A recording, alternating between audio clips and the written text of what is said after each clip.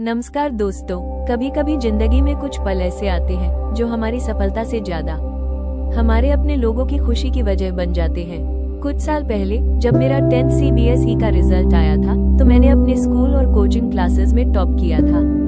मेरे मार्क्स इतने अच्छे आए कि कोचिंग क्लासेस वालों ने मेरी फोटो बड़े बड़े बैनर्स पर लगवाई, शहर के अलग अलग जगहों पर। उस समय मैं बहुत खुश थी, हर कोई मुझे बधाई दे रहा था, लेकिन मुझे नहीं पता था कि मेरी इस छोटी सी जीत में मेरे पापा की पूरी दुनिया बसती थी।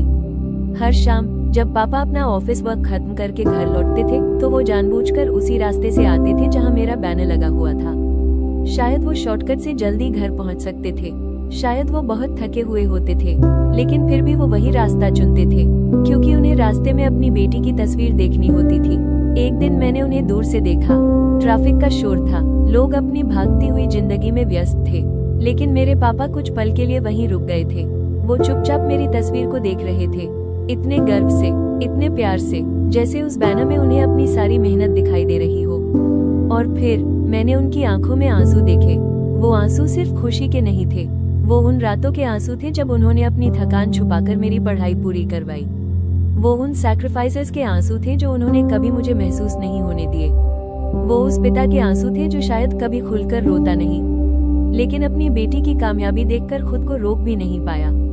उस दिन मुझे एहसास हुआ कि किसी बेटी की सक्सेस सिर्फ उसकी नहीं होती, उसमें उसके पिता की अधूरी नींदें, मेहनत और दुआएं भी शामिल होती हैं। आज भी जब मैं उन बैनर्स को याद करती हूँ तो मार्क्स याद नहीं आते, बस सड़क किनारे खड़े मेरे पापा याद आते हैं जो मेरी तस्वीर को देखकर चुपचाप रो रहे थे।